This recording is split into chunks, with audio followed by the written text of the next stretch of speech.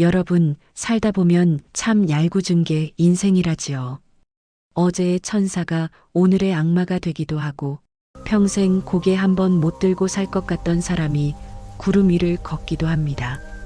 오늘 들려드릴 이야기는 10년 동안 식모라 불리며 집안의 온갖 굳은 일을 도맡았던 한 며느리의 지독하고도 통쾌한 반격에 관한 이야기입니다.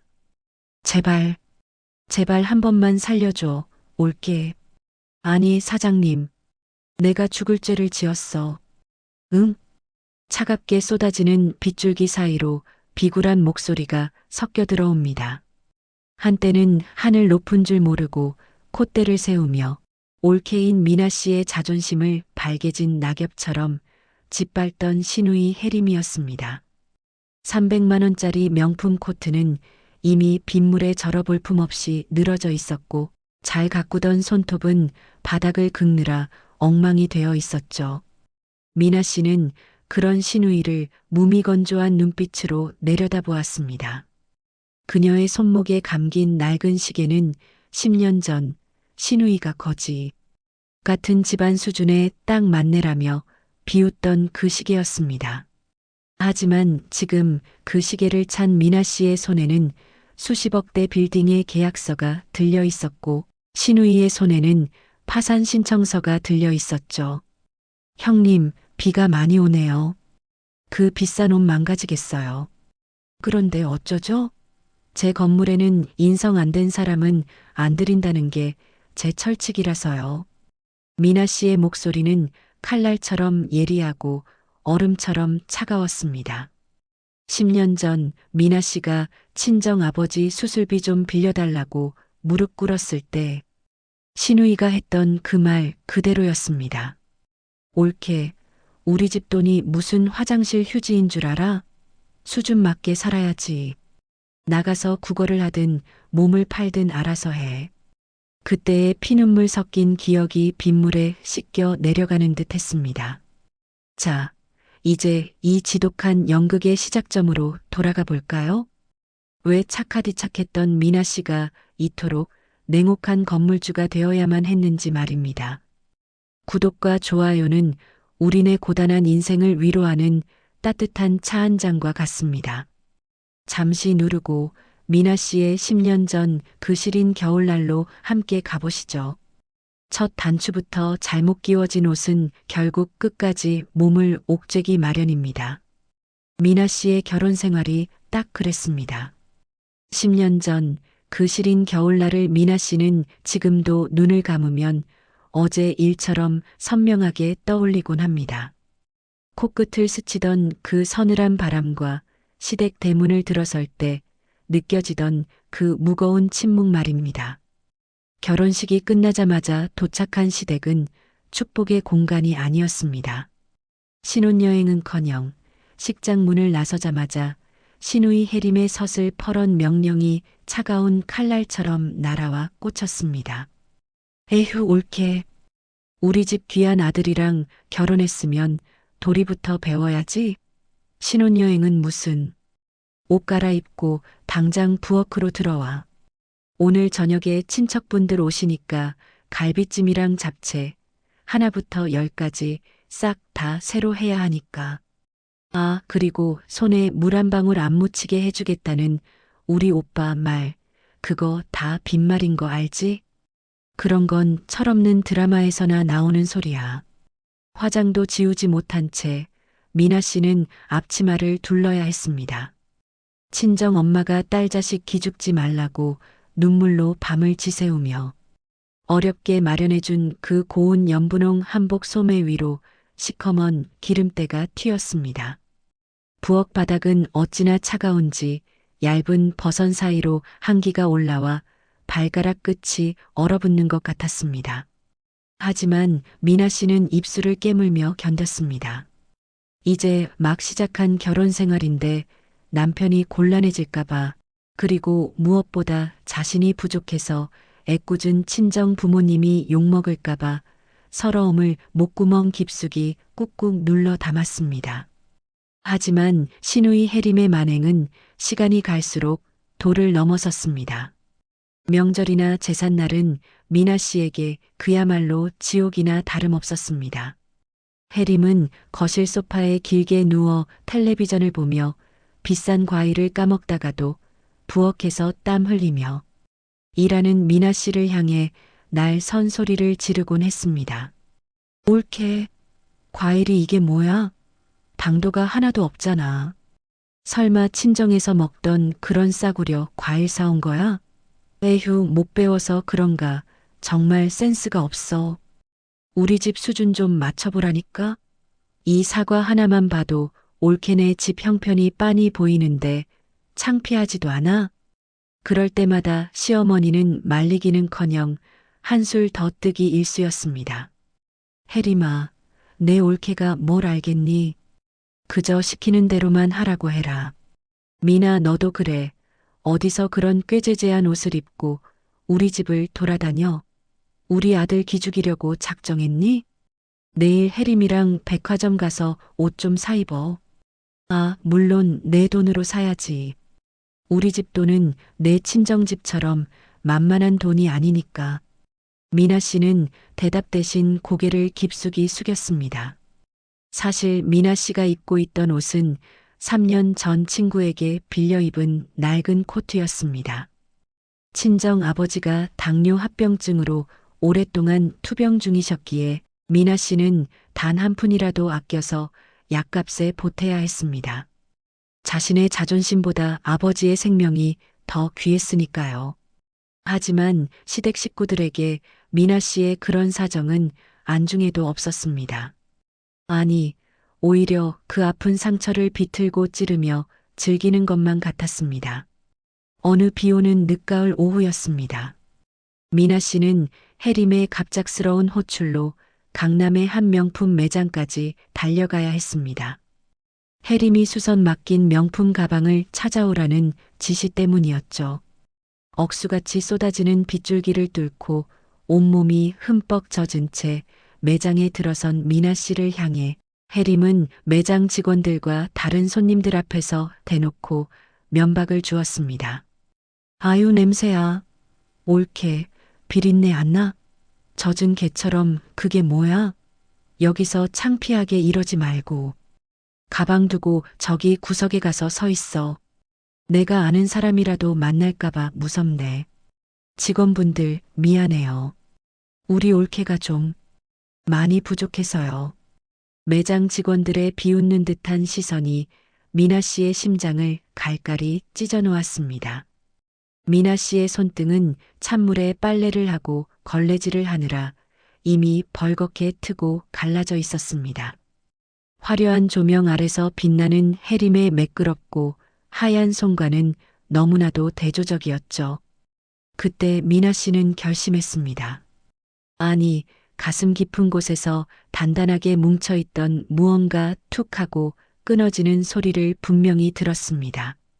그래, 지금은 당신들이 나를 비웃으며 구석으로 밀어내지만 언젠가 반드시 당신들이 내 발밑에서 비를 맞으며 용서를 구하는 날이 오게 하겠어. 내 아버지의 눈물을 닦아줄 수 있는 힘을 내 스스로 키우고 말겠어. 그날 밤 미나 씨는 모두가 잠든 적막한 거실에서 홀로 앉아 있었습니다. 창밖으로는 여전히 거센 빗소리가 들려왔고 미나 씨는 장롱 깊숙한 곳 낡은 상자 밑바닥에 숨겨둔 빛바랜 종이 한 장을 꺼냈습니다. 그것은 돌아가신 할아버지가 임종 직전 미나 씨의 손을 꼭 잡으며 건네주셨던 이름 모를 시골 땅의 등기 권리증이었습니다. 미나 아가야, 이 땅은 절대 팔지 마라. 남들이 쓸모없는 돌밭이라고 욕해도 이 땅은 언젠가 너를 지켜줄 큰 복이 될 게다. 내 아버지가 아파서 못 지킨 내 몫을 이 땅이 대신해 줄 거야. 당시에는 아무도 거들떠보지 않던 경기도 외곽의 황무지. 시댁 식구들이 가난한 집안이라며 입에 거품을 물고 비하하던 그 근본 없는 집안의 마지막 유산. 그 땅이 조금씩 숨을 쉬며 거대한 용처럼 꿈틀대기 시작했다는 사실을 시누이 해림과 시어머니는 꿈에도 모르고 있었습니다. 미나 씨는 갈라진 손등의 통증을 느끼며 낡은 권리증을 품에 안고 조용히 눈물을 닦았습니다. 그것은 절망의 눈물이 아니라 다가올 심판의 날을 준비하는 차갑고 견고한 결의의 눈물이었습니다. 그날 이후 미나 씨의 삶은 겉으로는 평소와 다름없었습니다. 여전히 새벽같이 일어나 밥을 짓고 시누이의 잔심부름을 하고 시어머니의 모진 타박을 묵묵히 받아냈습니다. 하지만 미나 씨의 머릿속은 온통 부동산 관련 서적과 경제신문의 내용으로 가득 차 있었습니다.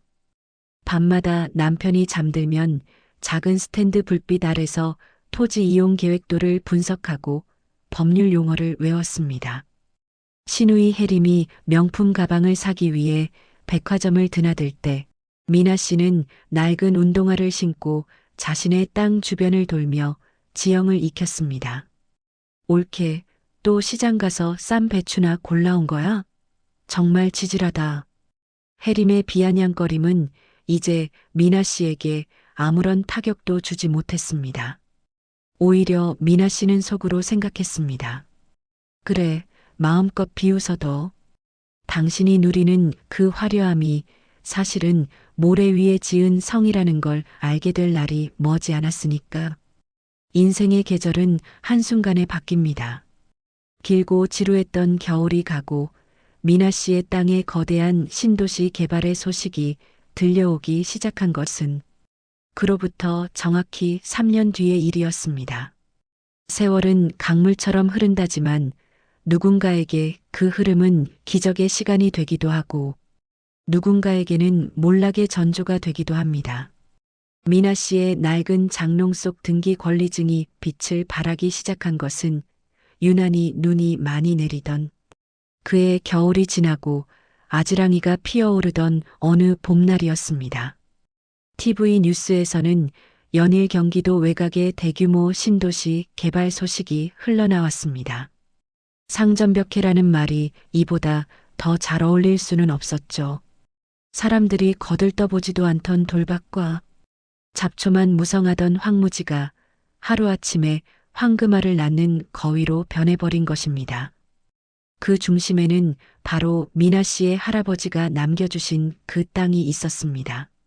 하지만 미나 씨는 그 엄청난 소식을 듣고도 겉으로는 평소와 다름없이 행동했습니다.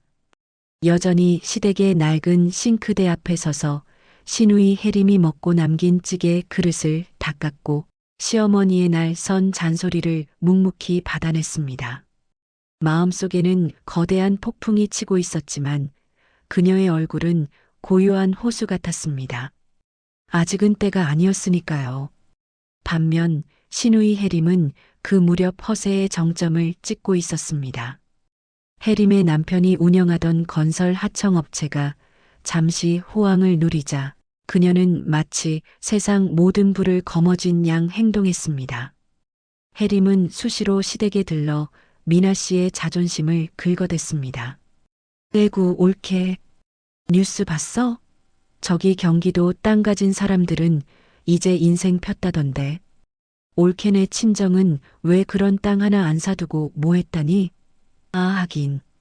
그럴 돈이 있었으면 올케가 우리 집 식모살이 하러 왔겠어? 호호호 정말 사람 팔자라는 게 참 신기해. 누구는 태어날 때부터 금수저 물고 태어나서 매일 백화점 나들이 하는데 누구는 평생 남의 집 설거지만 하고 살 운명이니 말이야. 혜림은 새로 산 다이아몬드 반지를 낀 손으로 입을 가리며 조소했습니다. 미나 씨는 그 반짝이는 반지를 힐끗 쳐다보았습니다. 그 반지 가격보다 수백 배, 수천 배는 더 비싼 땅이 자신의 이름으로 되어 있다는 사실을 안다면 혜림의 표정이 어떨지 상상하니 미나 씨의 입가에 아주 옅은 미소가 번졌습니다. 형님, 세상 일은 모르는 거잖아요. 지금 웃는 사람이 마지막에도 웃으리라는 법은 없으니까요. 미나 씨의 차분한 대답에 혜림은 콧방귀를 뀌었습니다. 어머, 옳게. 지금 나랑 해보자는 거야? 그래, 세상 일 모르지. 그런데 확실한 건 하나 있어. 올케 팔자는 내가 제일 잘 안다는 거. 주제 파악 좀 하고 살아. 우리 오빠 덕에 밥 얻어먹고 살면 고마운 줄 알아야지. 어디서 그런 맹랑한 소리를 해? 시어머니 역시 해림의 편을 들며 미나 씨를 압박했습니다. 미나, 너 요즘 말대답이 좀 늘었다? 너희 친정 아버지 약값이 모자라서. 그러니 괜히 헛꿈 꾸지 말고 내 처지에 맞게 행동해라. 우리 아들이 너 같은 거 걷어준 것만으로도 감지덕지해야지. 미나 씨는 조용히 고개를 숙였습니다. 하지만 그녀의 손은 주머니 속에서 작게 떨리고 있었습니다. 그것은 두려움이 아니라 차오르는 에너지를 억누르는 전율이었습니다. 그날 이후 미나 씨는 본격적으로 움직이기 시작했습니다. 해림이 화려한 파티와 쇼핑에 눈이 멀어 있을 때 미나 씨는 시장 바구니를 든 채 부동산 전문가들을 만나러 다녔습니다. 낡은 원피스에 허름한 가방을 맸지만 그녀의 눈빛만은 날카롭게 빛났습니다. 토지 보상금이 상상할 수 없는 액수로 입금되던 날, 미나 씨는 은행 창구에 앉아 멍하니 숫자를 바라보았습니다. 할아버지가 말씀하신 복은 그녀의 생각보다 훨씬 더 거대했습니다. 하지만 미나 씨는 그 돈을 함부로 쓰지 않았습니다. 대신 그녀는 철저하게 자신을 숨겼습니다. 전문가들의 조언을 받아 법인을 세우고 신도시의 요지에 상가 건물을 올리기 시작했습니다. 자신의 이름이 직접 드러나지 않도록 치밀하게 계획을 짰습니다. 낮에는 시댁의 며느리로, 밤에는 수백억대 자산을 굴리는 냉철한 투자자로 살아가며 미나 씨는 서서히 복수의 성을 쌓아 올렸습니다. 그 즈음 해림의 집안에는 서서히 균열이 생기기 시작했습니다. 무리하게 사업을 확장하던 해림의 남편은 신도시 개발붐에 편승해 큰 돈을 벌어보려다가 그만 사기를 당하고 말았습니다. 겉으로는 여전히 호화로운 생활을 이어가고 있었지만 속은 이미 골물대로 골마 터지기 직전이었죠. 해림은 그 사실도 모른 채 여전히 명품 쇼핑에 열을 올렸고 부족한 생활비는 시어머니의 비자금과 사채까지 끌어다 쓰기 시작했습니다. 어느 날 저녁 해림은 짜증 섞인 얼굴로 시댁을 찾아와 미나 씨에게 화풀이를 했습니다. 올케, 나 지금 기분이 너무 안 좋으니까 냉커피 한 잔 타와. 얼음 많이 넣어서. 그리고 저번에 내가 부탁한 수선비는 어떻게 됐어? 올케네. 친정 오빠한테 빌려달라고 했잖아. 고작 몇백만 원 가지고 그렇게 째째하게 굴 거야? 미나 씨는 쟁반에 커피를 받쳐들고 거실로 나갔습니다. 해림은 거만하게 다리를 꼬고 앉아 잡지를 뒤적이고 있었습니다. 미나 씨는 커피를 테이블에 내려놓으며 나직하게 물었습니다. 형님, 요즘 사업이 많이 힘드신가 봐요? 얼굴이 상하셨네요. 해림은 발끈하며 소리를 질렀습니다. 뭐, 힘들어? 기가 막혀서. 올케, 지금 나 저주하는 거야? 우리 남편이 어떤 사람인데. 곧 이 근처에서 제일 큰 상가 건물 계약하기로 했어. 그 건물주가 누군지는 몰라도 엄청난 부자라는데 우리 남편 실력 보면 바로 오케이 할걸? 너 같은 게 걱정할 수준이 아니라고. 미나 씨는 속으로 생각했습니다. 그 건물주가 누구인지 정말 궁금하시겠네요, 형님. 미나 씨가 올리고 있는 건물의 가장 좋은 층을 탐내고 있는 사람이 바로 해림의 남편이라는 소식을 그녀는 이미 비서를 통해 듣고 있었습니다. 세상은 이토록 좁고 인연은 이토록 짓궂었습니다.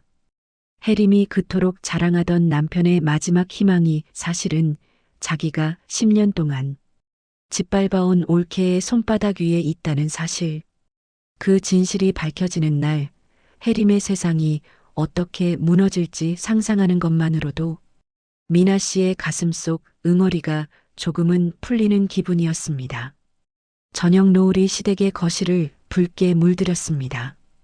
해림의 고함과 시어머니의 짜증 섞인 목소리가 가득한 그 집구석에서 미나 씨는 홀로 차갑고 우아한 미래를 설계하고 있었습니다. 이제 곧 화려한 껍데기만 남은 해림의 성이 모래성처럼 무너져 내릴 시간이 다가오고 있었습니다. 그리고 그 폐허 위에서 미나 씨는 가장 눈부신 모습으로 다시 피어날 준비를 마쳤습니다. 사람의 인연에도 유통기한이 있다면 미나 씨와 시댁의 인연은 이미 오래전에 썩어 문드러진 상태였습니다. 그저 남편이라는 얇은 끈 하나에 매달려 겨우 버티고 있었을 뿐이죠. 하지만 그 끈마저 신우이 해림의 탐욕에 의해 맥없이 끊어져 버린 날, 미나 씨는 비로소 자유를 향해 첫 발을 내디뎠습니다. 그날은 유난히도 바람이 날카롭던 늦가을 오후였습니다. 해림의 남편이 운영하던 회사가 1차 부도를 맞았다는 소문이 돌기 시작한 날이기도 했죠. 평소라면 명품 쇼핑백을 주렁주렁 들고 기세등등하게 들어왔을 해림이 그날은 헝클어진 머리에 퀭한 눈을 하고 시댁으로 들이닥쳤습니다. 그리고는 다짜고짜 부엌에서 저녁을 준비하던 미나 씨의 앞치마를 낚아챘습니다. 아, 너 돈 있지? 너희 친정에서 받은 땅 보상금 나왔다는 소문 다 들었어. 그거 당장 내놔. 우리 남편 지금 당장 안 막으면 구속되게 생겼단 말이야. 미나 씨는 손에 쥐고 있던 칼을 내려놓고 천천히 뒤를 돌아보았습니다. 해림의 눈에는 광기가 서려 있었고 거실에서 이 광경을 지켜보던 시어머니는 오히려 해림을 거들었습니다. 미나, 너 정말 너무하다. 집안에 큰일이 났다는데 어쩜 그렇게 입을 꾹 닫고 있어? 내가 우리 집 며느리로 들어와서 그동안 얻어먹은 게 얼마인데 이럴 때 나 몰라라 해? 그 땅 보상금 사실 우리 아들 덕분에 정보 얻어서 옳은 거나 다름없잖아. 그러니 당연히 우리 집에 내놓는 게 도리지. 미나 씨는 헛웃음이 나왔습니다. 10년 동안 자신을 식모 취급하며 친정집을 거지. 소굴이라 비하하던 사람들이 이제 와서 그 거지 소굴의 유산을 내놓으라니요. 미나 씨는 차분하지만 단호한 목소리로 입을 열었습니다. 어머니, 형님, 그 땅은 제 할아버지가 제 이름으로 남겨주신 겁니다. 그리고 우리 친정집을 그렇게 무시하시던 분들이 이제 와서 그 땅 돈으로 숨통을 트시겠다니 부끄럽지도 않으세요? 전줄 돈 없습니다. 단 한 푼도요. 미나 씨의 말이 끝나기도 전에 해림의 손바닥이 미나 씨의 뺨을 세게 후려쳤습니다. 고요한 부엌에 파열음이 울려 퍼졌고 미나 씨의 고개가 옆으로 돌아갔습니다. 이게 진짜 어디서 따박따박 말대답이야? 내가 감히 우리 집안을 무시해? 너 같은 건 우리 오빠 아니었으면 진작에 길거리 나앉았을 인생이야. 당장 돈 안 내놓으면 여기서 너희 친정 식구들까지 다 매장해 버릴 줄 알아. 미나 씨는 천천히 고개를 돌려 해림을 바라보았습니다. 빨갛게 부어오른 뺨보다 더 뜨거운 것이 그녀의 가슴 깊은 곳에서 끓어오르고 있었습니다. 10년의 인내, 10년의 억울함이 응축되어 폭발하는 순간이었습니다. 매장요? 형님, 누가 누구를 매장한다는 건지 곧 알게 되실 거예요. 그리고 어머니, 오늘부로 저 이 집 며느리 안 합니다. 당신들이 그토록 자랑스러워하던 그 잘난 아들, 제가 데리고 나갈 테니 어디 한번 형님이랑 어머니랑 오순도순 살아보세요. 아, 그런데 곧 길거리로 쫓겨나실 텐데 어디서 모여 사실지 걱정이네요. 미나 씨는 그 길로 자신의 짐을 싸기 시작했습니다. 10년 동안 모은 짐이라곤 낡은 가방 2개가 전부였습니다. 시댁 식구들이 선물해준 명품 옷이며 가방은 단 하나도 없었으니까요. 미나 씨가 집을 나설 때 해림은 뒤에서 갖은 욕설을 퍼부어 댔습니다. 하지만 미나 씨는 돌아보지 않았습니다. 대문을 나서는 순간 그녀의 머리 위로 쏟아지는 늦가을의 햇살이 마치 새로운 인생의 축복처럼 느껴졌습니다. 그로부터 몇 달 뒤 미나 씨의 예언대로 해림의 세상은 참혹하게 무너져 내리기 시작했습니다. 해림의 남편은 결국 사기 혐의로 조사를 받게 되었고 살고 있던 강남의 고급 아파트에는 빨간 압류 딱지가 붙었습니다. 해림은 매일같이 울며불며 돈을 빌리러 다녔지만 그녀가 잘 나갈 때 곁에 있던 지인들은 약속이라도 한 듯 모두 등을 돌렸습니다. 반면 미나 씨는 소리 없이 자신의 왕국을 건설해 나갔습니다. 그녀가 신도시 요지에 올린 상가 건물은 완공 전부터 임대 문의가 폭주했습니다. 미나 씨는 낡은 운동화 대신 우아한 구두를 신었고 갈라진 손등에는 정갈한 매니큐어가 칠해졌습니다. 하지만 그녀는 여전히 사치하지 않았습니다. 대신 그 돈으로 투병 중이던 친정 아버지의 수술을 무사히 마쳤고 남편에게는 작지만 탄탄한 회사를 차려주어 시댁의 그늘에서 완전히 벗어나게 해주었습니다. 그러던 어느 날 해림의 남편이 절망적인 표정으로 집에 돌아와 해림에게 말했습니다. 해림아, 마지막 희망이 생겼어. 이번에 신도시에 새로 지어진 대형 빌딩 있지?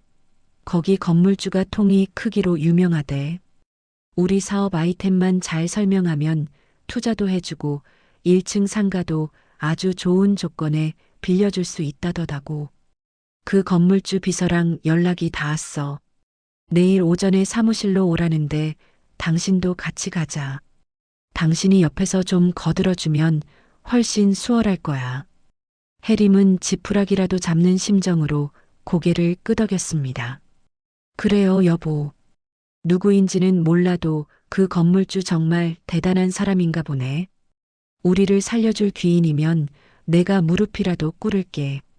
어서 옷 준비해요. 해림은 그날 밤 압류 딱지를 피해 몰래 숨겨두었던 마지막 명품 코트를 꺼내 먼지를 털었습니다. 내일 만날 그 대단한 건물주 앞에서 최대한 우아해 보여야 했으니까요. 그녀는 거울을 보며 연습했습니다. 최대한 비굴해 보이지 않으면서도 가련하게 동정을 살 수 있는 표정을 말입니다. 하지만 해림은 꿈에도 몰랐습니다. 자신이 그토록 매달리려는 그 귀인이 10년 동안 자기가 뺨을 때리고 식모 취급하며 쫓아냈던 올케 미나 씨라는 사실을 말이죠. 운명의 수레바퀴는 이제 해림을 짓누르기 위해 가장 가파른 언덕을 내려오고 있었습니다. 여러분, 세상에 영원한 비밀은 없고 영원한 권력 또한 없습니다. 해림이 그토록 비웃던 미나 씨의 낡은 시계가 이제는 해림의 파멸을 알리는 시한폭탄이 되어 돌아왔습니다. 다음 이야기에서는 드디어 두 사람이 마주하는 충격적인 재회 장면이 이어집니다. 시원한 사이다 반전이 기다리고 있으니 끝까지 채널 고정해주세요. 서울 강남의 한복판, 하늘을 찌를 듯 솟아오른 은빛 빌딩의 꼭대기층은 고요하다 못해 차가운 정적이 흐르고 있었습니다. 통유리창 너머로 내려다 보이는 도시는 마치 장난감 나라처럼 작고 보잘것없어 보였죠. 그 높은 곳, 가장 깊숙한 사무실 안에는 미나 씨가 앉아 있었습니다. 그녀의 책상 위에는 김이 모락모락 피어오르는 찻잔과 신우이 해림의 남편이 간절하게 보내온 사업 제안서가 나란히 놓여 있었습니다. 사무실 밖 복도에서는 두 사람의 발자국 소리가 들려왔습니다. 하나는 다급하고 무거운 남자의 발소리였고 다른 하나는 굽이 높은 구두를 신었지만 어딘가 자신감이 결여된 여자의 발소리였습니다. 바로 해림과 그녀의 남편이었습니다. 문 앞에서 해림은 숨을 몰아쉬며 마지막으로 코트 깃을 정돈했습니다. 여보, 나 떨려. 이 사람 정말 대단한 부자라며? 우리가 오늘 여기서 퇴짜 맞으면 진짜 끝인 거 알지? 내가 어떻게든 비위 맞출 테니까 당신은 옆에서 거들기나 해. 해림의 목소리는 미세하게 떨리고 있었습니다. 10년 동안 남을 무시하며 살아온 그녀였지만 정작 자신이 을의 입장이 되어 누군가의 처분만을 기다려야 하는 상황이 되자 온몸에 피가 마르는 기분이었습니다. 남편이 조심스럽게 문을 두드렸고 안에서 짧고 단호한 목소리가 들려왔습니다. 들어오세요. 그 목소리를 듣는 순간 해림은 찰나의 기시감을 느꼈습니다. 어디선가 들어본 듯한 아주 익숙하면서도 차가운 음색. 하지만 해림은 고개를 저으며 부정했습니다. 그럴 리가 없어. 그 지질한 올케가 이런 곳에 있을 리가 없잖아. 육중한 문이 열리고 해림 부부는 거대한 책상을 등지고 창밖을 바라보고 있는 한 여인의 뒷모습을 마주했습니다. 고급스러운 실크 블라우스를 입고 우아하게 묶은 머리칼 위로 오후의 햇살이 부서지고 있었죠.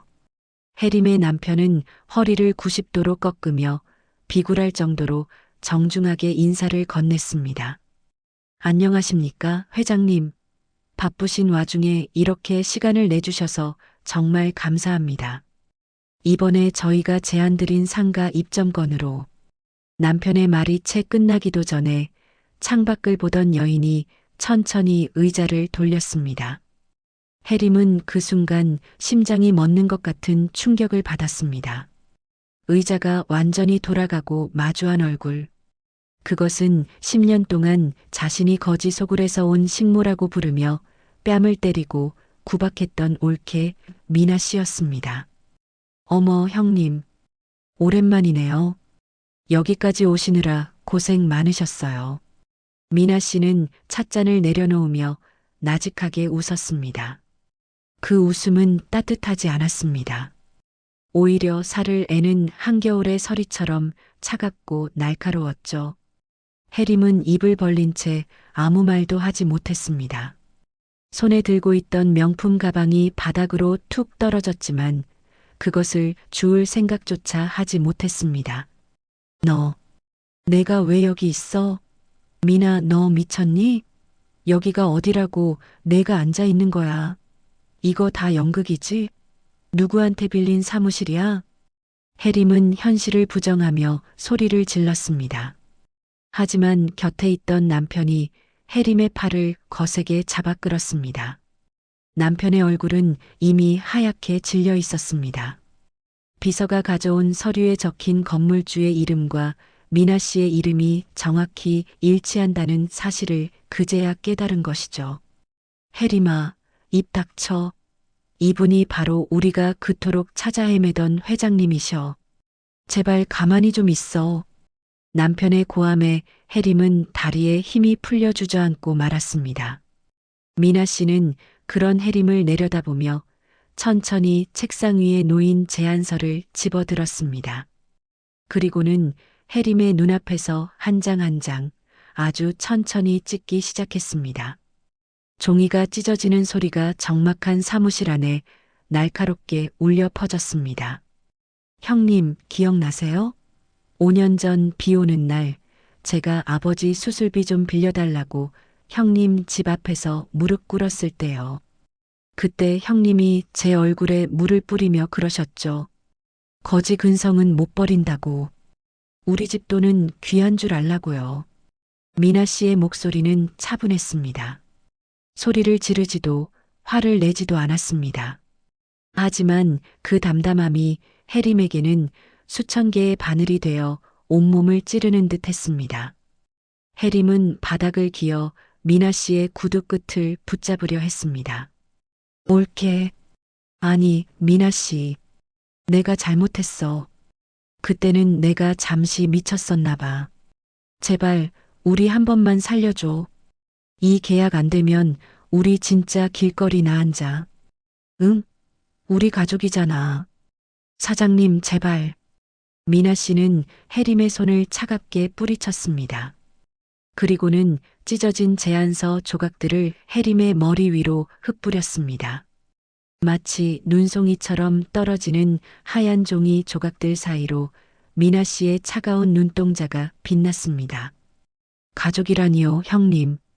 형님이 절 식모 취급할 때, 제 부모님을 거지라고 부를 때, 당신들 인생에서 저는 한 번도 가족이었던 적이 없었어요.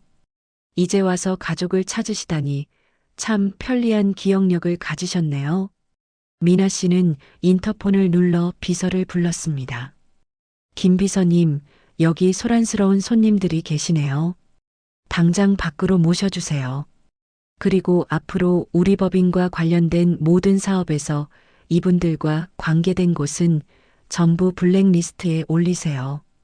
단 한 푼의 거래도 허용하지 않습니다. 경비원들이 사무실로 들이닥쳤고 해림과 남편은 비참하게 끌려나갔습니다. 해림은 복도가 떠나가라 소리를 지르고 울었지만 미나 씨는 다시 의자를 돌려 창밖을 바라보았습니다. 10년 전 해림에게 뺨을 맞고 비를 맞으며 서 있던 자신의 모습이 유리창에 비쳤습니다. 이제 그 비는 그쳤고 태양은 미나 씨의 머리 위에서 찬란하게 빛나고 있었습니다. 사무실 밖으로 쫓겨난 해림은 빌딩 로비 차가운 대리석 바닥에 주저앉아 멍하니 천장을 바라보았습니다. 자신이 그토록 무시했던 그 여자가 이제는 감히 쳐다보지도 못할 거인이 되어 자신을 내려다보고 있다는 사실. 그것은 죽음보다 더한 굴욕이자 고통이었습니다. 이제 해림에게 남은 것은 아무것도 없었습니다. 돈도 명예도 그리고 자존심도 모두 그 화려한 빌딩의 회전문을 통과하는 순간 조각나 사라져버렸습니다. 빌딩 밖으로 쫓겨난 해림은 한참 동안 로비 바닥에 주저앉아 멍하니 천장만 바라보았습니다. 방금 자신이 겪은 일이 도저히 현실처럼 느껴지지 않았기 때문입니다. 10년 동안 발사계만도 못하게 여겼던 올케 미나가 자신이 고개를 들 수도 없는 거대한 산이 되어 나타났다는 사실. 그것은 해림에게 세상이 무너지는 것보다 더 큰 공포였습니다. 곁에 서 있던 남편은 이미 넋이 나간 채 헛웃음을 흘리고 있었습니다. 허, 끝났네. 진짜 끝났어. 해림아, 내가 대체 그동안 올케한테 무슨 짓을 한 거야? 그 사람이 우리 블랙리스트에 올리라고 한 거 들었지? 이제 이 바닥에서 우리는 끝난 거야. 사채업자들한테 죽게 생겼다고. 남편의 절규 어린 외침이 빌딩 숲 사이로 공허하게 퍼져나갔습니다. 해림은 비틀거리며 일어나 시댁으로 향했습니다. 마지막 남은 희망은 오직 하나, 시어머니뿐이었습니다. 시댁 문을 열고 들어서자 시어머니는 여느 때처럼 우아하게 소파에 앉아 텔레비전을 보고 있었습니다. 해림의 헝클어진 모습을 보자 시어머니는 미간을 찌푸리며 혀를 찼습니다. 에휴, 해림아. 몰골이 그게 뭐니? 빌딩 주인은 만나고 온 거야? 계약은 어떻게 됐어? 우리 사위기 좀 펴게 잘 말해봤니?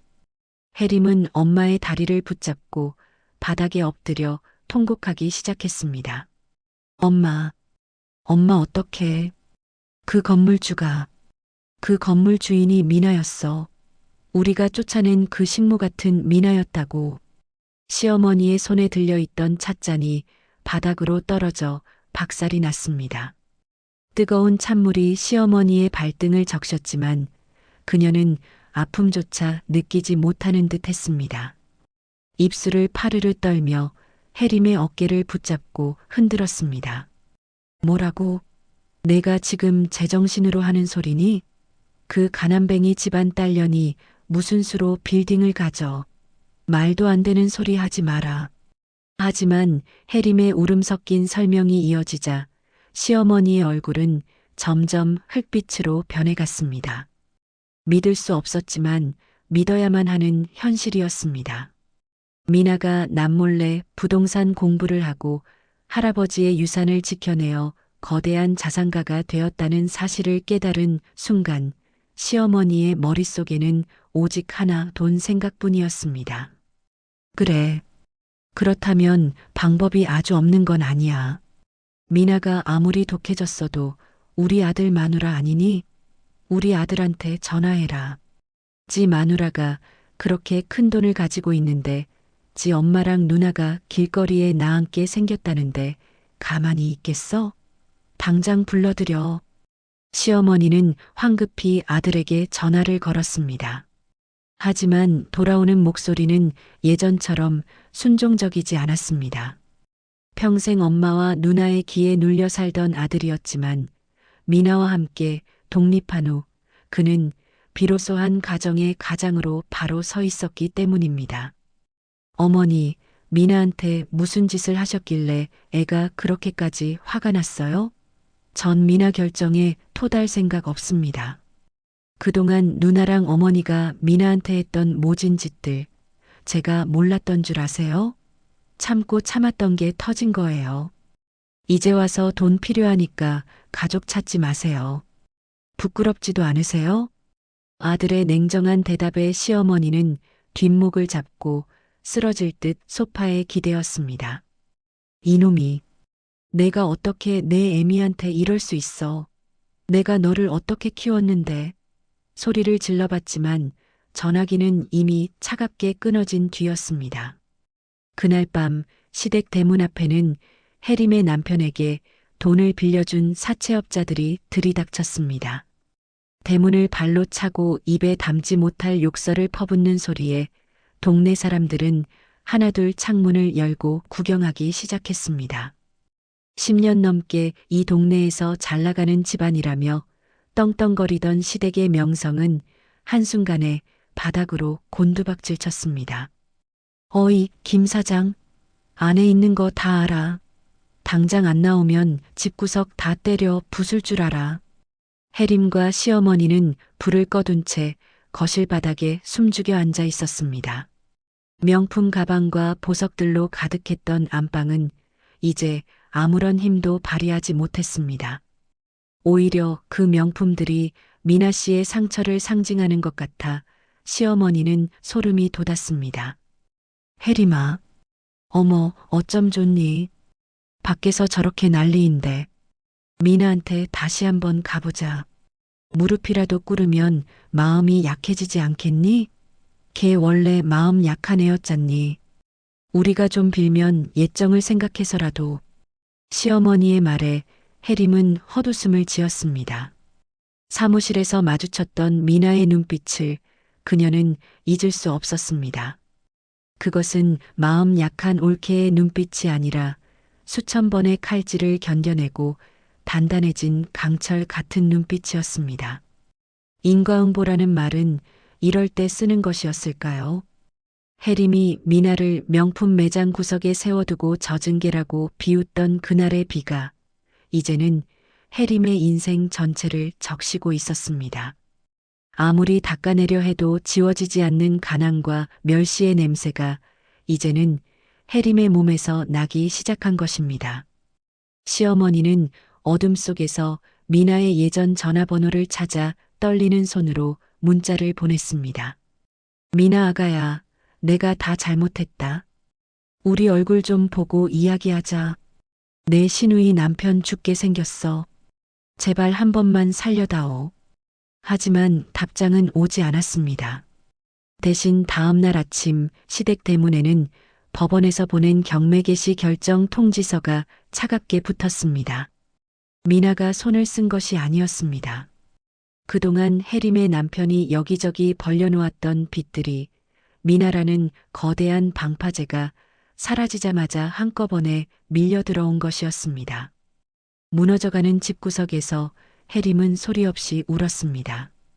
거울 속에 비친 자신의 모습은 미나가 그토록 서럽게 일하던 부엌대기의 모습보다 훨씬 더 비참하고 초라해 보였습니다.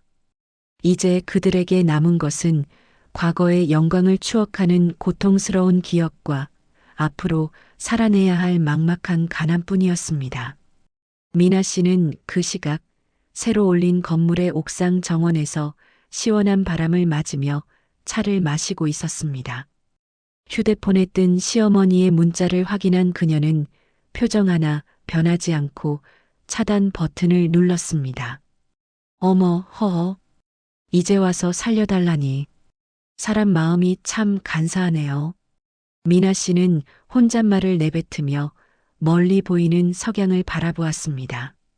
할아버지가 말씀하셨던 복은 단순히 돈이 아니었습니다. 자신을 괴롭히던 악연으로부터 완전히 자유로워지는 것, 그리고 자신의 가치를 증명해내는 것. 그것이 진정한 복이었음을 미나 씨는 비로소 깨달았습니다.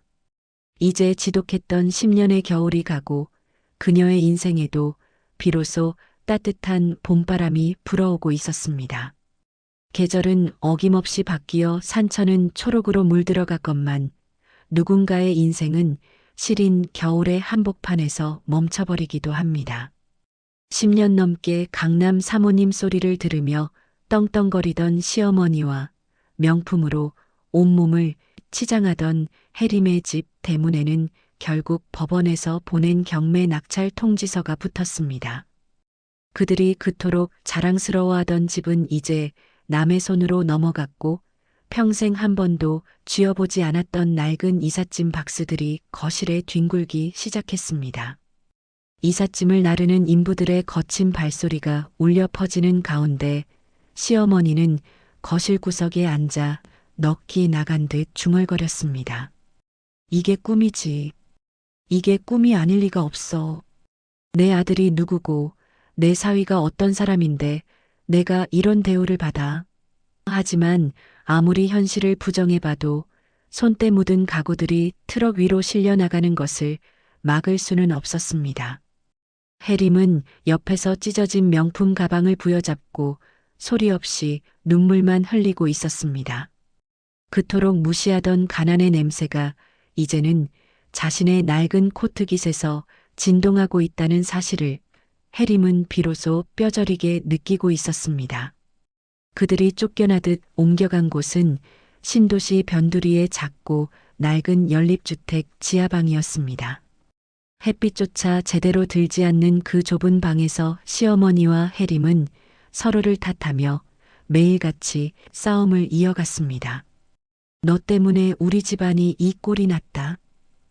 엄마가 그때 올케한테 조금만 잘했어도 우리가 이 고생은 안 했어. 좁은 방 안에 울려 퍼지는 날선 고함은 과거 그들이 미나 씨에게 쏟아부었던 악담의 메아리와도 같았습니다. 평생 남의 손을 빌려 밥을 먹던 그들은 이제 직접 쌀을 씻고 걸레질을 해야 했지만 그마저도 익숙지 않아 집안은 금세 엉망이 되어버렸습니다. 반면 미나 씨의 시간은 그 어느 때보다 찬란하게 빛나고 있었습니다. 그녀는 단순히 돈 많은 건물주로 남지 않았습니다. 미나 씨는 자신의 이름을 딴 재단을 설립하여 과거의 자신처럼 홀대받고 상처받은 여성들을 돕는 사업을 시작했습니다. 상처는 치유되는 것이 아니라 그 위에 새로운 꽃을 피우는 것이라는 자신의 철학을 몸소 실천하기 시작한 것이죠. 미나 씨는 가장 먼저 친정아버지가 오랫동안 입원해 계셨던 병원에 고액의 기부금을 전달했습니다. 돈이 없어서 수술을 포기해야 했던 그 막막한 심정을 누구보다 잘 알기에 형편이 어려운 환자들을 위한 기금을 따로 마련한 것입니다. 병원 로비에 새겨진 기부자 미나라는 글자를 보며 미나 씨는 돌아가신 할아버지를 떠올렸습니다. 할아버지, 저 이제 할아버지가 남겨주신 땅으로 사람을 살리는 일을 해요. 그녀의 눈에서 맑은 눈물 한 방울이 흘러내렸지만 그것은 예전의 슬픈 눈물이 아닌 감사의 눈물이었습니다. 그뿐만이 아니었습니다. 미나 씨는 자신이 소유한 상가 건물의 일부를 청년 창업가들과 미혼모들을 위한 공간으로 무상 제공했습니다. 사람들은 그런 미나 씨를 보며 천사 건물주라고 칭송했지만 그녀는 그저 담담하게 웃을 뿐이었습니다. 10년의 식모살이가 그녀에게 준 가장 큰 선물은 진정한 가치를 알아보는 눈이었기 때문입니다. 명품 가방 하나보다 누군가의 삶에 작은 희망의 불씨를 지펴주는 일이 수만 배는 더 값지다는 것을 그녀는 이미 알고 있었습니다. 그러던 어느 날 미나 씨는 우연히 길에서 해림을 마주쳤습니다. 해림은 예전에 그 화려했던 모습은 간데없고 낡은 점퍼를 걸친 채 대형마트에서 전단지를 돌리고 있었습니다. 사람들에게 고개를 조아리며 전단지를 건네는 해림의 모습은 처량하기 짝이 없었습니다. 미나 씨를 발견한 해림은 소스라치게 놀라며 얼굴을 가렸습니다. 하지만 미나 씨는 피하지 않았습니다. 그녀는 천천히 다가가 해림의 앞에 섰습니다. 형님, 비가 올 것 같네요. 날도 추운데 고생이 많으시네요. 미나 씨의 목소리는 너무나 평온했습니다. 복수심도 비아냥도 섞여 있지 않은 마치 길 가는 이웃에게 건네는 듯한 담백한 인사였습니다. 해림은 전단지를 쥔 손을 바르르 떨며 입술을 깨물었습니다. 너, 나 비웃으러 온 거야? 이 꼴 보니까 속이 시원해? 그래, 내가 이겼어. 됐니? 해림의 독설에도 미나 씨는 그저 해림의 갈라진 손등을 지그시 바라보았습니다. 10년 전 자신의 손등이 딱 저렇게 갈라져 있었죠. 미나 씨는 가방에서 작은 핸드크림 하나를 꺼내 해림의 손에 쥐어주었습니다. 비웃으러 온 거 아니에요. 그냥 제 손도 한때는 이랬던 게 생각나서요. 형님, 남을 깎아내려야 내가 높아진다고 믿는 세상은 이제 끝났어요. 자신을 먼저 아껴보세요. 그래야 남도 아끼는 법을 알게 되니까요. 미나 씨는 그 말을 뒤로하고 우아하게 걸음을 옮겼습니다. 해림은 손바닥 위에 핸드크림을 멍하니 바라보다가 참았던 통곡을 터뜨렸습니다.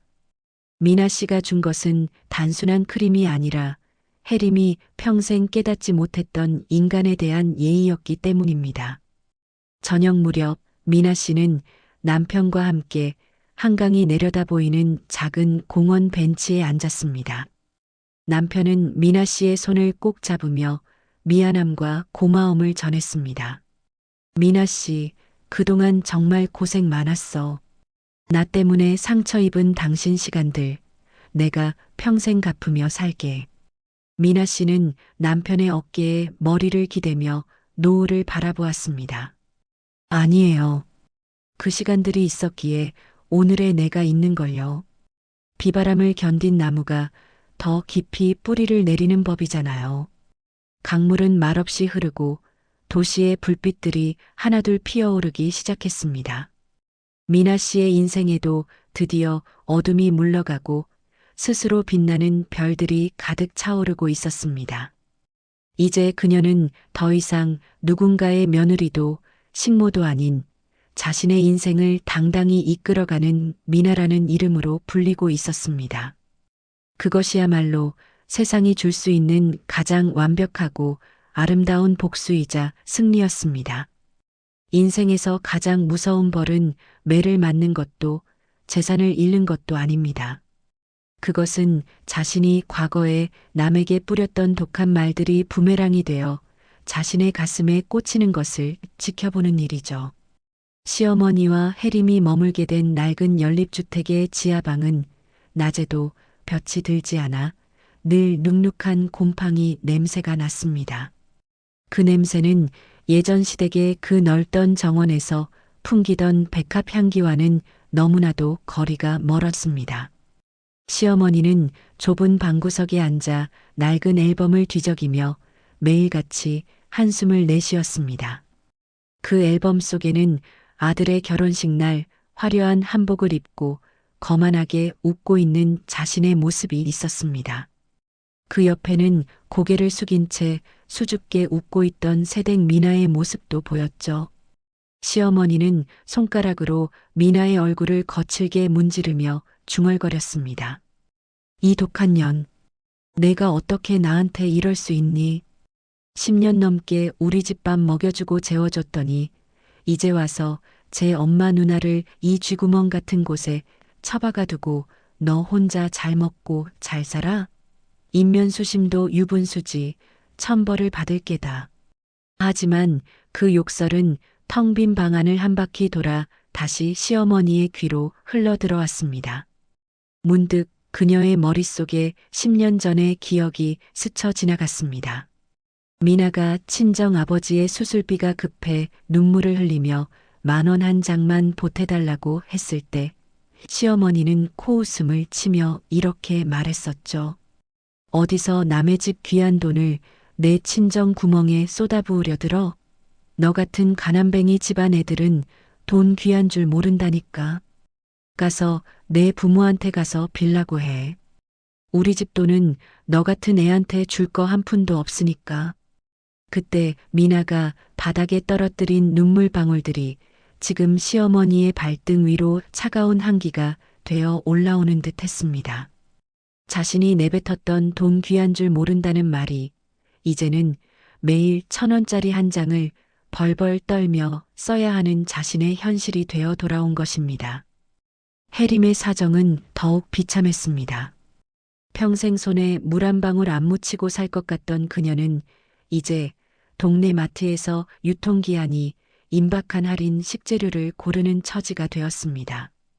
한때는 백화점 VIP룸에서 차를 마시며 점원들의 찬사를 듣던 그녀였지만 지금은 시장 상인들에게 1,000원만 깎아달라고 매달리다 냉대를 당하기 일쑤였습니다. 어느 날 저녁 해림은 술에 취해 돌아온 남편과 지독한 싸움을 벌였습니다.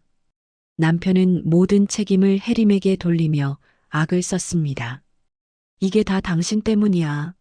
당신이 그날 그 빌딩에서 올케한테 그딴 소리만 안 했어도 계약서가 찢어지지는 않았을 거 아니야. 당신의 그 잘난 자존심 때문에 내 인생이 박살났다고. 올케는 천사였어. 당신 같은 악마 밑에서 10년을 버틴 게 기적이지. 해림은 남편의 뺨을 때리며 맞섰지만 돌아오는 것은 서늘한 침묵과 경멸 어린 시선뿐이었습니다. 해림은 거울 앞에 앉아 자신의 얼굴을 바라보았습니다. 명품 화장품 대신 저렴한 로션을 발라 푸석푸석해진 피부, 분노와 원망으로 가득 차 뒤틀린 입술. 거울 속 여자는 더 이상 자신이 알던 화려한 해림이 아니었습니다. 문득 미나가 백화점에서 젖은 개처럼 구석에 서 있던 그날의 기억이 떠올랐습니다. 해림은 그때 미나를 비웃으며 너 같은 건 평생 우리 발밑이야라고 속삭였었죠. 하지만 지금 해림은 자신의 발밑조차 보이지 않는 깊은 수렁 속에 빠져 있었습니다. 그 시각 미나 씨는 자신이 운영하는 재단의 옥상 카페에서 조용히 밤하늘을 올려다보고 있었습니다.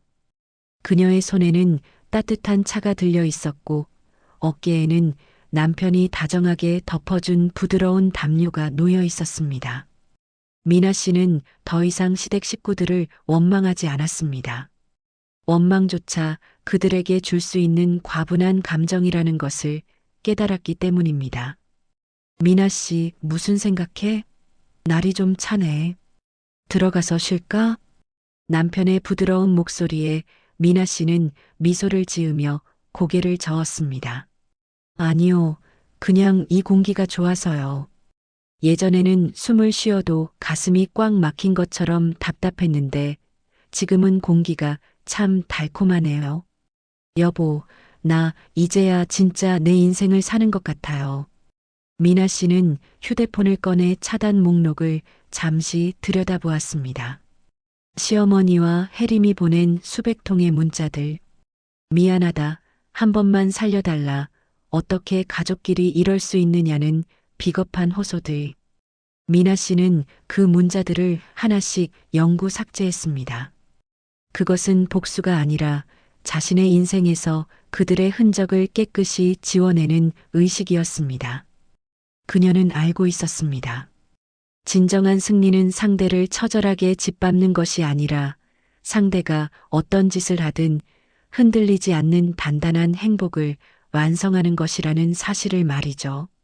미나 씨는 자신이 올린 건물의 불빛들이 도심을 밝히는 것을 보며 이제는 돌아가신 할아버지가 들려주셨던 말씀을 떠올렸습니다. 미나 아가야, 세상 사람들은 땅이 돈이라고 말하지만 진짜 땅은 사람의 마음이란다. 내 마음이라는 땅에 고운 씨앗을 심으면 반드시 너를 지켜줄 숲이 될 거다. 할아버지의 말씀처럼 미나 씨의 마음에는 이제 거대한 숲이 자라나고 있었습니다. 그녀는 그 숲의 그늘 아래에서 자신과 같은 상처를 가진 사람들을 안아주며 살아가기로 다짐했습니다. 시어머니와 해림이 좁고 어두운 지하방에서 서로를 증오하며 시간을 허비할 때 미나 씨는 더 넓은 세상을 향해 사랑의 손길을 뻗고 있었습니다. 밤바람이 미나 씨의 뺨을 부드럽게 스치고 지나갔습니다. 과거의 고통은 이제 먼지처럼 흩어지고 그녀의 앞에는 찬란한 별빛만이 가득했습니다. 인생의 계절은 이토록 정직하게 흐릅니다. 뿌린 대로 거두고 심은 대로 자라나는 법이죠. 10년의 긴 겨울을 견뎌낸 미나 씨의 봄은 그 어떤 꽃보다 더 진하고 아름다운 향기를 내뿜으며 깊어가고 있었습니다. 인생의 겨울은 한번 찾아오면 좀처럼 물러갈 기미를 보이지 않습니다. 해림의 남편은 결국 수십억 대의 사기 및 배임 혐의로 구속수사를 받게 되었습니다. 화려한 외제차를 타고 골프장을 누비던 그의 손목에는 이제 번쩍이는 금시계 대신 차가운 수갑이 채워졌죠.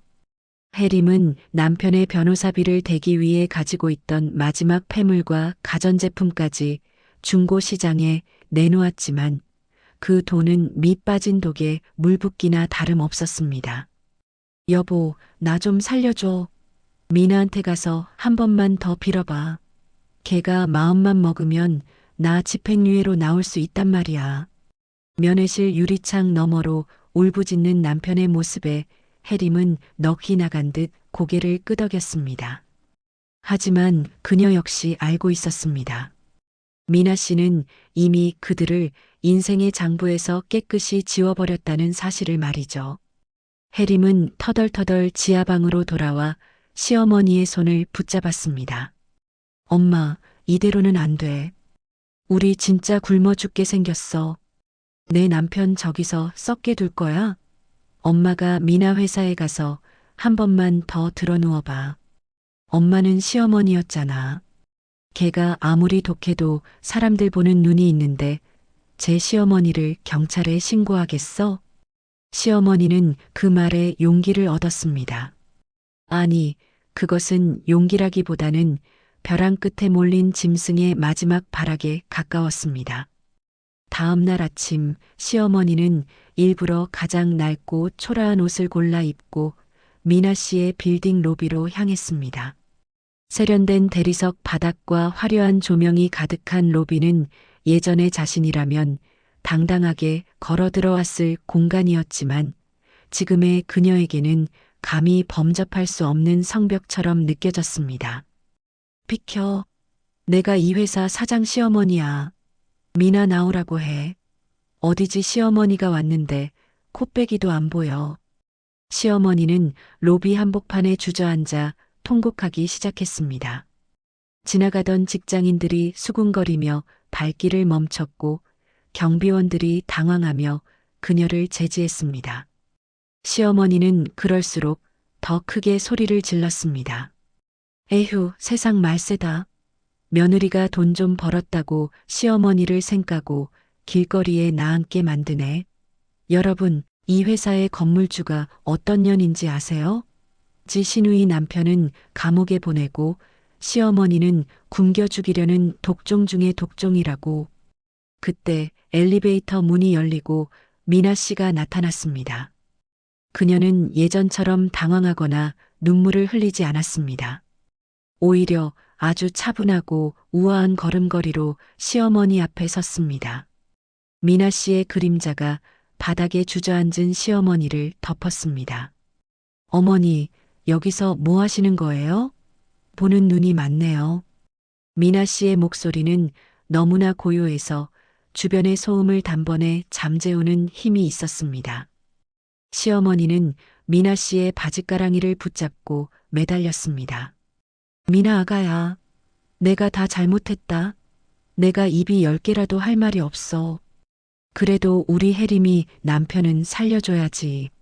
내가 탄원서 한 장만 써주면 안 되겠니? 응? 우리 아들 면목을 봐서라도 제발.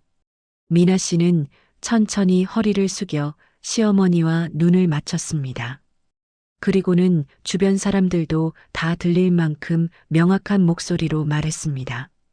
어머니, 제가 10년 동안 그 집에서 밥하고 빨래할 때 어머니는 절 한 번이라도 사람으로 봐주신 적 있으세요? 제 아버지가 수술비 없어서 돌아가시게 생겼을 때 어머니가 그러셨죠. 가난뱅이 집안 뒷바라지하다 우리 집 기둥뿌리 뽑힌다고요. 기억나세요? 주변에서 구경하던 사람들의 눈빛이 순식간에 바뀌었습니다. 비난의 화살이 이제 시어머니를 향하기 시작한 것입니다.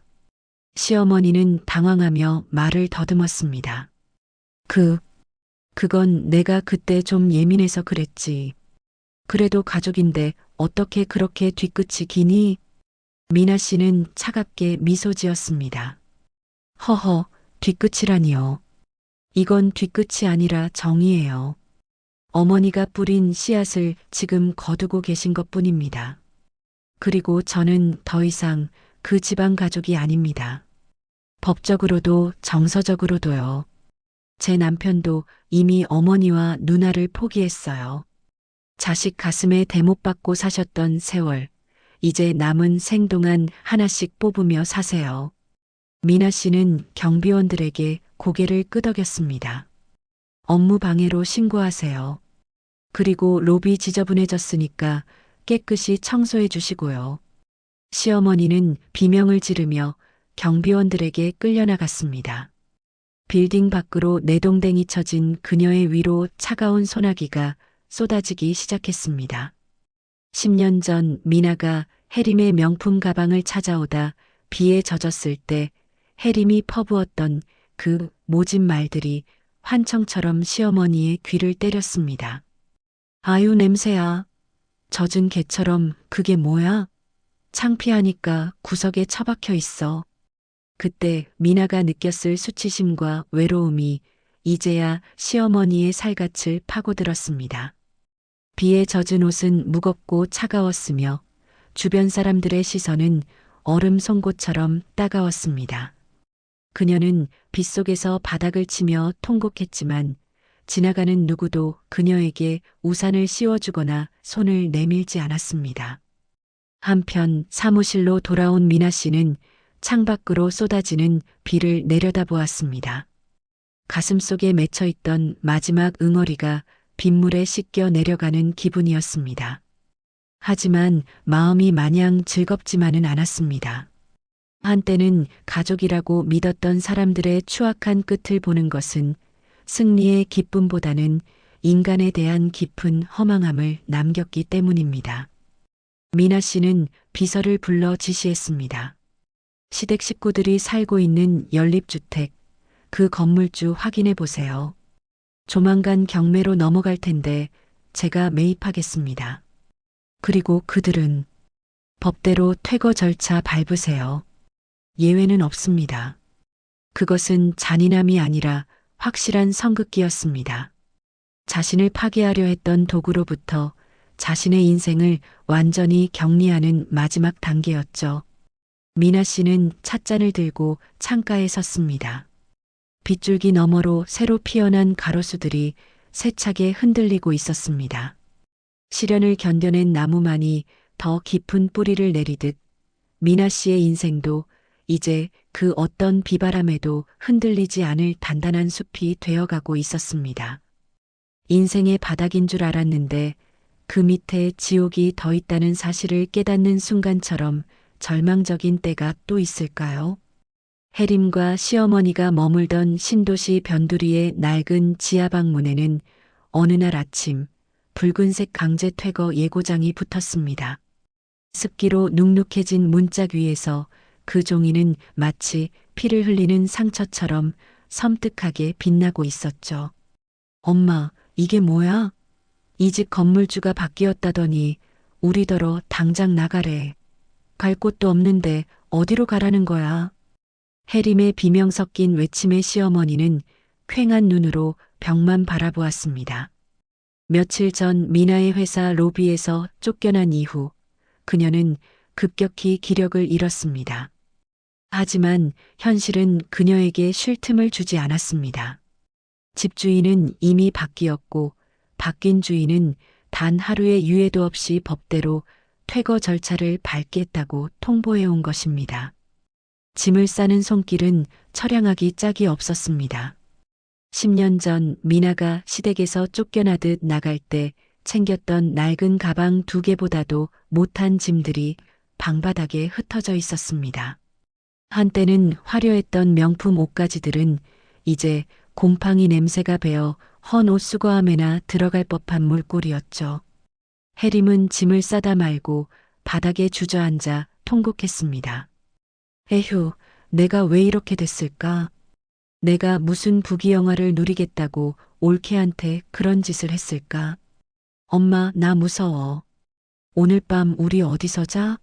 찜질방 갈 돈도 없단 말이야. 시어머니는 대답 대신 거칠게 트고 갈라진 자신의 손등을 내려다보았습니다. 10년 전 미나가 설거지물에 손등이 터서 피가 날 때 그녀는 게을러서 손 관리를 안 한다며 비웃었었죠. 이제 그 피눈물 나는 고통이 자신의 육신을 파고들고 있었습니다. 그때 낡은 철문 밖에서 구두 소리가 들려왔습니다. 규칙적이고 당당한 그리고 아주 익숙한 발소리였습니다. 문이 열리고 나타난 사람은 검은색 정장을 정갈하게 차려입은 미나 씨였습니다. 그녀의 곁에는 법원 관계자와 비서가 함께 서 있었죠. 미나 씨는 눅눅한 지하실 냄새에 미간을 찌푸리지도 고소하다는 듯 웃지도 않았습니다. 그저 아주 무미건조한 눈빛으로 방안을 둘러볼 뿐이었습니다. 아직 짐을 다 안 싸셨네요. 약속된 퇴거 시간은 1시간 전이었습니다. 미나 씨의 목소리는 사무적이었습니다. 해림은 미나 씨의 구두 끝을 붙잡으려 바닥을 기었습니다. 올케, 아니, 미나 사장님, 제발 한 번만 봐줘. 우리 진짜 갈 데가 없어. 이 지하방이라도 좋으니까 여기서 살게만 해줘. 월세는 어떻게든 갚을게. 마트에서 전단지라도 돌려서 갚을 테니까 제발. 미나 씨는 해림의 손을 부드럽지만 단호하게 떼어냈습니다. 그리고는 해림의 눈을 똑바로 바라보며 말했습니다. 형님, 이 건물 제가 매입했습니다. 기억나세요? 7년 전 명절에 제가 친정 아버지 병원비 좀 빌려달라고 했을 때 형님이 제 가방을 마당 밖으로 던지며 그러셨죠. 우리 집 대문 밖은 지옥이니까 어디 한번 나가서 살아보라고요. 지금 이 상황 형님이 직접 만드신 지옥이에요. 시어머니는 구석에서 부르르 떨며 입을 열었습니다. 미나 아가야, 너 정말 무섭구나. 어떻게 제 시어미랑 시누이를 길바닥에 나앉게 할 수 있니? 내가 그러고도 사람이야? 미나 씨는 시어머니를 향해 천천히 다가갔습니다. 어머니, 제가 그 집에서 10년 동안 사람이었나요? 아니면 이름 없는 그림자였나요? 제 친정 아버지가 돌아가셨을 때 상주 노릇하려는 제 남편을 방에 가두고 저더러 상주 노릇할 자격도 없는 가난뱅이 집안 딸이라고 하셨던 거 저는 매일 밤 꿈에서 봅니다. 이제 그 대가를 치르시는 것뿐이에요. 어머니가 그토록 소중히 여기시던 우리 집 돈, 그 돈의 힘으로 오늘 어머니를 이 집에서 내보냅니다. 집행관들이 들어와 남아있던 짐들을 하나둘 밖으로 옮기기 시작했습니다. 해림과 시어머니는 저항할 힘조차 없었습니다.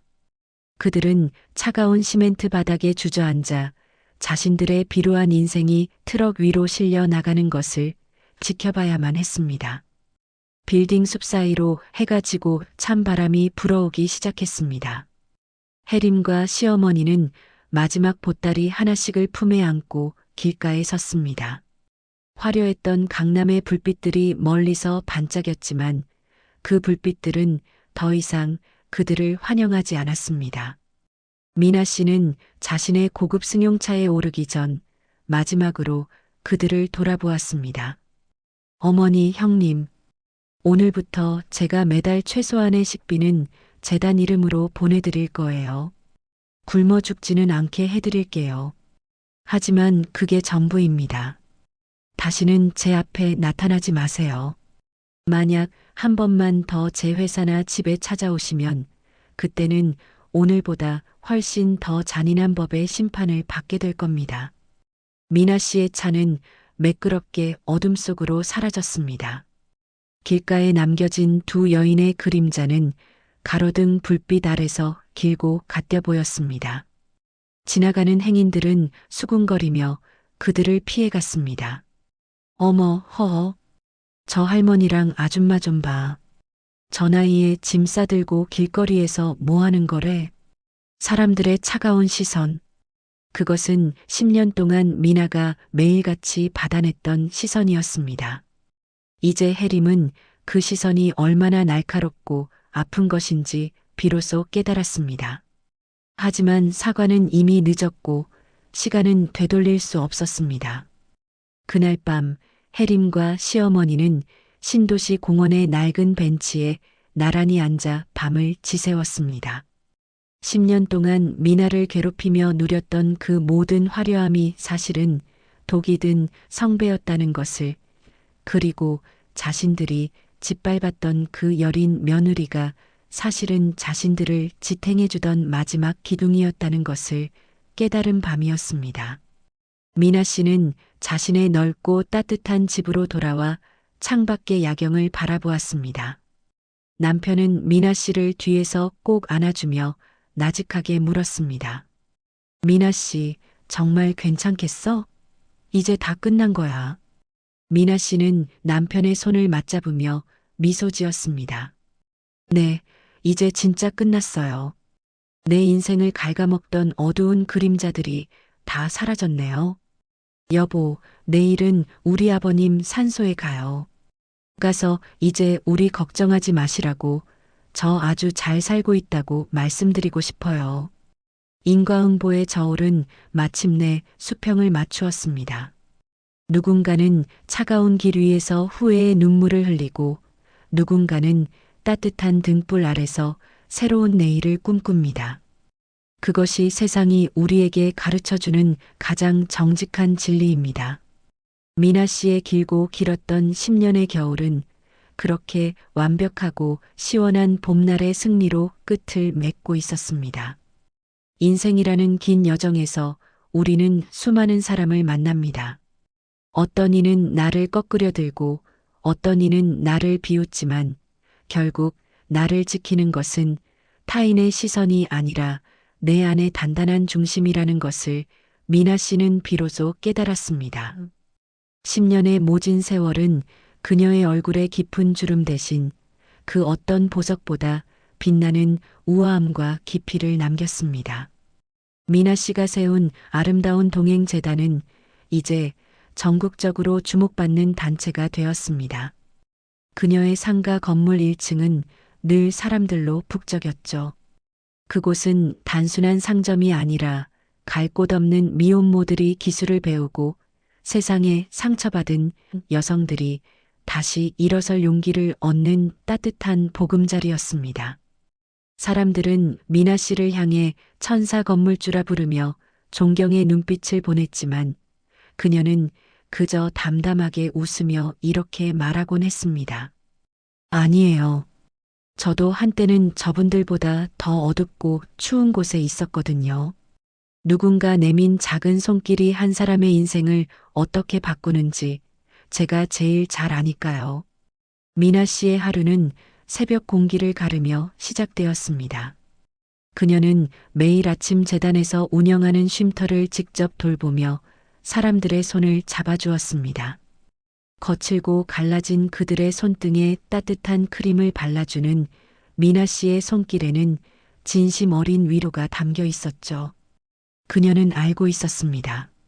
그 갈라진 손등이 얼마나 시리고 아픈지, 그리고 그 위에 발라지는 다정한 온기가 얼마나 큰 구원이 되는지를 말입니다. 반면 시누이 혜림과 시어머니의 인생은 그야말로 소리 없이 무너져 내리는 모래성이었습니다. 그들이 머물게 된 무료 급식소와 낡은 고시원은 예전에 화려했던 강남 아파트와는 비교조차 할 수 없는 곳이었죠. 혜림은 이제 명품 가방 대신 낡은 비닐봉지를 들고 시장 골목을 누벼야 했습니다. 유통기한이 지나 버려지는 채소들을 줍기 위해 다른 노숙인들과 다투는 혜림의 모습에서 예전에 도도했던 시누이의 흔적은 눈 씻고 찾아볼 수 없었습니다. 시어머니 역시 마찬가지였습니다. 그녀는 매일 아침 아들이 보내주는 소액의 생활비를 받기 위해 은행 앞에서 줄을 서야 했습니다. 한때는 은행 지점장이 직접 나와 영접하던 VIP였지만 이제는 낡은 통장을 든 채 뒤에서 기다리는 사람들의 따가운 시선을 견뎌내야 하는 평범하고 초라한 노인일 뿐이었습니다. 그녀는 밤마다 좁은 고시원 방에서 미나 씨의 이름을 부르며 통곡했습니다. 미나 아가야, 내가 잘못했다. 내 아들 얼굴이라도 한 번만 보게 해주렴. 내가 너를 식모라고 부른 게 아니라 내 복덩이라고 불렀어야 했는데. 하지만 그 후에는 너무 늦어버린 메아리에 불과했습니다. 미나 씨는 시어머니의 소식을 비서를 통해 가끔 전해 들었지만 마음이 흔들리지는 않았습니다. 그것은 냉정함이 아니라 자신과 남편의 평온을 지키기 위한 최소한의 방어막이었죠. 미나 씨는 용서라는 것이 상대를 다시 내 삶에 들이는 것이 아니라 상대를 내 마음속에서 완전히 박면하는 것임을 깨달았습니다. 어느 맑은 일요일 미나 씨는 남편과 함께 돌아가신 친정 아버지의 산소를 찾았습니다. 아버지가 좋아하시던 하얀 국화꽃 한 다발을 내려놓으며 미나 씨는 조용히 눈을 감았습니다. 아버지, 저 왔어요. 이제 걱정 마세요. 저를 무시하던 사람들도 아버지를 가난뱅이라고 비웃던 사람들도 이제 다 제 발밑에 있어요. 하지만 저 그 사람들 미워하면서 인생 낭비하지 않을게요. 아버지가 가르쳐 주신 대로 착하고 당당하게 제 힘으로 일군 이 행복을 나누며 살게요. 남편은 미나 씨의 어깨를 감싸 안으며 나직하게 은조렸습니다. 미나 씨, 장인어른이 하늘에서 정말 기뻐하실 거야. 당신이 우리 가문을 살린 거야. 어머니랑 누나가 망쳐놓은 사람의 도리를 당신이 다시 세워줬어. 정말 고마워. 산소 주변에는 이름 모를 들꽃들이 흐드러지게 피어 있었습니다. 거센 비바람을 견디고 피어난 꽃들은 그 어떤 온실 속 화초보다 강인하고 아름다운 향기를 내뿜고 있었죠. 미나 씨는 그 들꽃들을 보며 자신의 인생을 떠올렸습니다. 10년의 겨울 동안 뿌리를 깊게 내렸기에 지금의 화려한 봄을 맞이할 수 있었던 것이라고 말입니다. 그날 오후 미나 씨는 재단 건물의 옥상 정원에서 시니어 구독자들을 위한 작은 강연을 열었습니다. 그녀는 자신의 상처를 숨기지 않고 담담하게 털어놓았습니다. 여러분, 인생의 겨울이 왔다고 포기하지 마세요. 그 겨울은 여러분을 죽이러 온 게 아니라 여러분의 뿌리를 단단하게 하러 온 거예요. 남의 눈에 피눈물 나게 한 사람들은 언젠가 반드시 그 피눈물을 자신이 마시게 됩니다. 하지만 상처받은 우리는 다릅니다. 우리는 그 상처를 걸음 삼아 더 큰 숲이 될 수 있어요. 강연장에 모인 시니어 시청자들은 미나 씨의 말 한마디 한마디에 눈시울을 붉히며 박수를 보냈습니다. 그들은 미나 씨의 이야기에서 자신의 인생을 보았고 또 다른 희망을 찾았습니다. 미나 씨는 이제 단순한 부자가 아니라 수많은 사람의 마음을 치유하는 인생의 멘토가 되어 있었습니다. 저녁 노을이 지는 도심의 풍경을 바라보며 미나 씨는 시원한 바람을 들이켰습니다. 10년 전 부엌 구석에서 남몰래 눈물 찢던 어린 새댁의 모습은 이제 흔적도 없이 사라졌습니다. 대신 그 자리에는 세상의 풍파를 견뎌낸 고결한 여인이 서 있었습니다. 미나 씨의 인생은 이제 막 진짜 시작을 알리고 있었습니다. 뒤를 돌아보면 후회 없는 복수가 있었고, 앞을 내다보면 사랑과 나눔으로 가득한 찬란한 미래가 펼쳐져 있었습니다. 고 지루했던 폭풍우가 지나가면 세상은 언제 그랬냐는 듯 씻은 듯이 맑아집니다. 미나 씨의 인생도 그랬습니다. 10년이라는 긴 세월 동안 그녀의 가슴을 짓눌렀던 무거운 돌덩이들이 이제는 형체도 없이 사라지고 그 자리에는 부드러운 살구색 노을빛이 가득 차올랐습니다. 어느덧 시간이 흘러 미나 씨의 재단은 지역사회의 든든한 버팀목으로 뿌리를 내렸습니다. 그녀는 이제 더 이상 누군가에게 복수하기 위해 혹은 자신의 능력을 증명하기 위해 달리지 않습니다. 그저 오늘 주어진 하루의 평온함에 감사하며 곁에 있는 소중한 사람들의 손을 한 번 더 잡아줄 뿐입니다. 미나 씨는 오늘도 자신의 건물 꼭대기 층에 있는 작은 서재에 앉아 차를 마십니다. 창밖으로 내려다 보이는 도시는 여전히 바쁘게 움직이고 있지만 이곳 서재 안은 시간이 멈춘 듯 고요합니다. 문득 책상 한 구석에 놓인 낡은 사진 한 장이 눈에 들어왔습니다. 10년 전 시댁 부엌에서 기름때 묻은 앞치마를 두르고 억지로 웃고 있던 자신의 모습이었습니다. 미나 씨는 그 사진 속 어린 여인을 가만히 쓰다듬으며 혼잣말을 건넸습니다. 어머, 허허. 미나 씨, 참 많이 애썼네요. 그 좁고 차가운 부엌에서 얼마나 외롭고 아팠을까. 이제는 마음 놓아도 돼요. 당신은 충분히 훌륭하게 그 시간을 견뎌냈으니까요. 이제는 시어머니와 시누이 해림의 소식도 바람결에 들려오는 소문처럼 아득해졌습니다.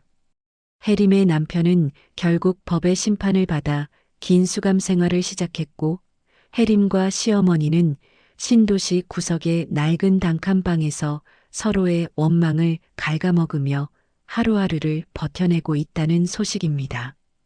미나 씨는 그들을 더 이상 미워하지 않습니다. 미움이라는 감정도 결국은 에너지가 필요한 일인데 그녀는 이제 그 소중한 에너지를 오직 사랑하는 사람들과 자기 자신을 위해서만 쓰기로 했기 때문입니다. 어느 해 진력 미나 씨는 남편과 함께 한강 둔치를 걸었습니다. 남편은 이제 시댁 식구들의 그림자에서 완전히 벗어나 미나 씨의 든든한 조력자이자 재단의 이사로서 제 몫을 다하고 있었습니다. 두 사람은 아무런 말 없이도 서로의 마음을 읽는 듯 맞잡은 손에 기분 좋은 온기를 느꼈습니다. 미나 씨, 저기 좀 봐. 오늘 노을이 정말 예쁘지? 당신 닮았어. 뜨겁고 강렬한 시간을 지나서 이제는 세상을 따뜻하게 안아주는 저 노을 말이야. 남편의 다정한 말에 미나 씨는 조용히 남편의 어깨에 머리를 기댔습니다. 여보, 나 이제야 알 것 같아요. 진정한 복수는 상대를 무너뜨리는 게 아니라 내가 더 행복해지는 거라는 거요. 그 사람들이 나를 무시했을 때 내가 느꼈던 가장 큰 슬픔은 내가 정말 보잘것없는 사람이라고 믿게 된 거였거든요. 하지만 이제는 알아요. 나는 존재 자체로 귀한 사람이라는 걸요. 두 사람의 그림자가 길게 늘어진 강가 위로 시원한 밤바람이 불어왔습니다. 인생의 계절은 이토록 정직하게 흐릅니다. 누군가는 타인의 인생을 밟고 올라서려다 스스로 나락에 떨어지고 누군가는 밟히면서도 뿌리를 깊게 내려 마침내 거대한 숲을 이룹니다. 미나 씨의 10년은 결코 잃어버린 시간이 아니었습니다. 그 시간은 그녀를 세상에서 가장 단단하고 우아한 여인으로 빚어낸 거룩한 당금질의 시간이었습니다. 이제 이야기는 여기서 끝을 맺으려 합니다. 하지만 미나 씨의 인생은 내일 아침 떠오르는 해와 함께 또다시 눈부시게 시작될 것입니다. 그녀는 앞으로도 상처받은 이들의 눈물을 닦아주고 자신과 같은 길을 걷는 사람들에게 희망의 이정표가 되어줄 것입니다. 여러분, 오늘 들려드린 미나 씨의 이야기 어떻게 들으셨나요? 10년 동안 자신을 무시하던 시댁 식구들에게 완벽한 사이다 반전을 보여준 그녀의 용기에 박수를 보내고 싶지 않으신가요? 세상은 가끔 불공평해 보이고 악한 사람들이 더 잘 사는 것처럼 느껴질 때도 있습니다. 하지만 잊지 마세요. 인과응보의 저울은 우리가 보지 않는 곳에서 아주 천천히 하지만 한치의 오차도 없이 움직이고 있습니다. 남의 눈에 피눈물 나게 한 사람은 반드시 자신의 눈에서 피고름을 흘리게 되어 있고 묵묵히 선을 행하며 자신을 지켜낸 사람은 결국 하늘이 내리는 큰 복을 받게 됩니다. 오늘 영상을 마치며 여러분께 한 가지 철학적인 질문을 던지고 싶습니다. 만약 여러분의 인생을 괴롭혔던 그 누군가가 오늘 여러분 앞에 나타나 무릎을 꿇고 살려달라고 빈다면 여러분은 어떤 선택을 하시겠습니까? 미나 씨처럼 차가운 정의를 보여주시겠습니까? 아니면 또 다른 자비를 베푸시겠습니까? 여러분의 소중한 생각과 인생 이야기를 댓글로 남겨주세요. 비슷한 상처를 가진 분들이 서로를 위로하고 힘을 얻는 공간이 되길 바랍니다. 여러분의 구독과 좋아요는 저에게 큰 힘이 됩니다. 오늘 하루도 미나 씨처럼 당당하고 행복한 시간 보내시길 바랍니다. 시청해 주셔서 진심으로 감사합니다.